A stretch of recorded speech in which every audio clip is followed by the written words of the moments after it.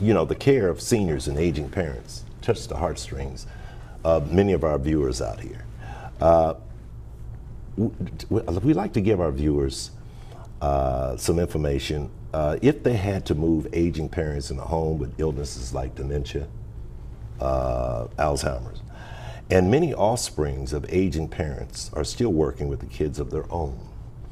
So now they're managing their finances and their parents' finances as well. I've seen many a client, Carol.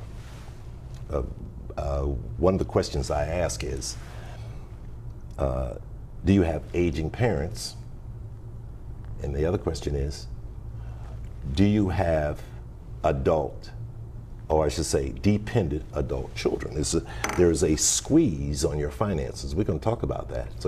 So you're handling your finances, your parents' finances, okay, and trying to aid your dependent adult kids as well. What would you say to people who are caring for their loved ones? It's important to get legal counsel.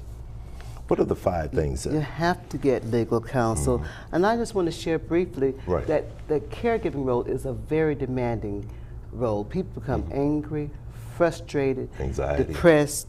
They have their busy work, and on top of that, they're trying to care, and they have their family schedules. Then they're trying to take care of the loved one, and in time, that they can begin to feel guilty as their stamina wanes. So yes, we're going to give some help to the caregivers and some advice and tips on that first, on the new caregivers. Exactly. There are 5 steps to help for caregivers. Let's start first with the diagnosis. Learning about a family member's diagnosis. How does that help? Well, that's the keystone, because once you understand the member's diagnosis, that helps you plan for better care and helps you to foresee what to expect realistically. Exactly. And then we have finances. And of course, the healthcare wishes, at which the conversations can be very difficult. Those conversations are difficult because you're talking about what your plans are for your loved one when they can no longer speak up.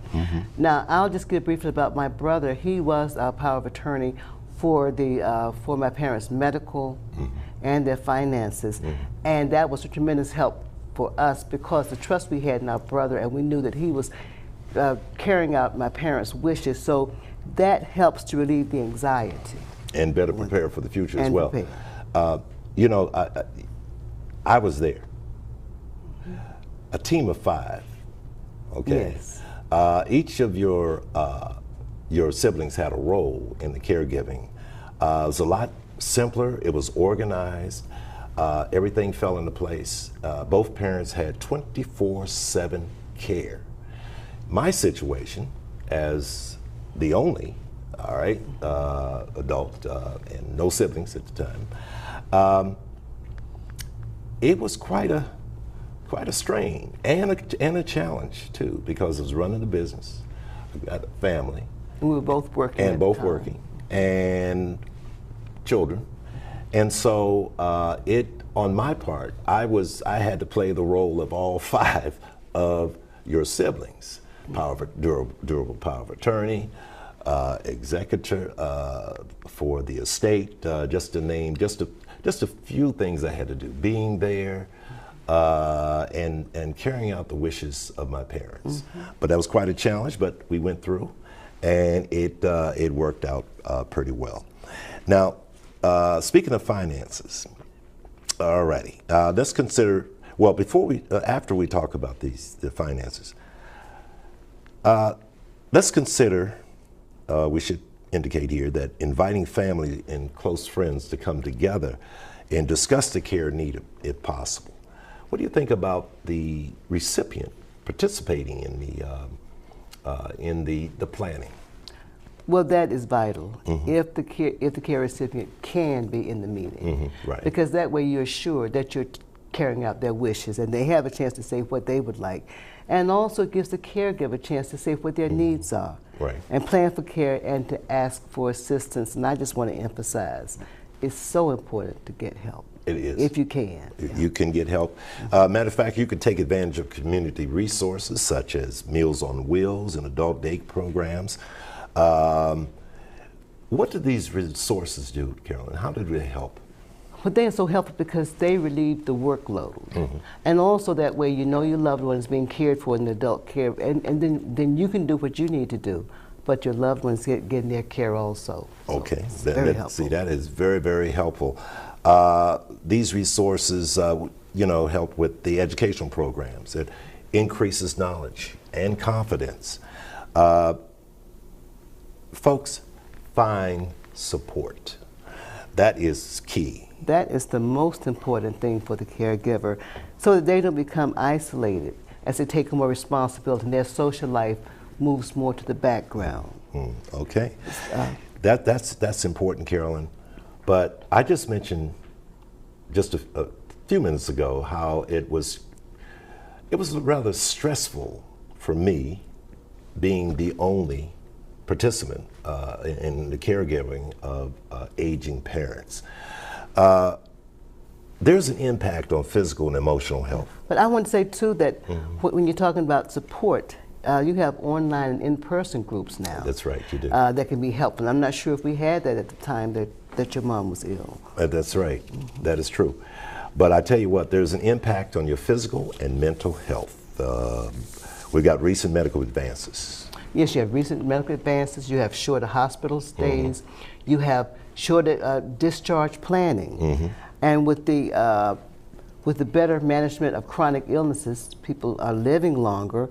So you have a person coming home that's sicker for a longer period of time. Exactly. And families are the ones that are usually the primary caregivers of that. So. And shoulder the greater burdens for longer periods of time. In addition to that, the care is even more complex. We've got conflict and demands of jobs and family. Okay. Then increasing economic pressure. And the physical and emotional demands of long-term caregiving, it can result in major impacts on the caregiver as far as health is concerned.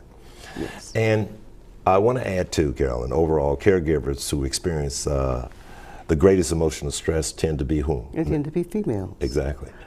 They're at risk. Yes, they're at risk for frustration, for anxiety, exhaustion, anger, depression, and if they tend to use substances like alcohol or other substances, there may be an increased use of that.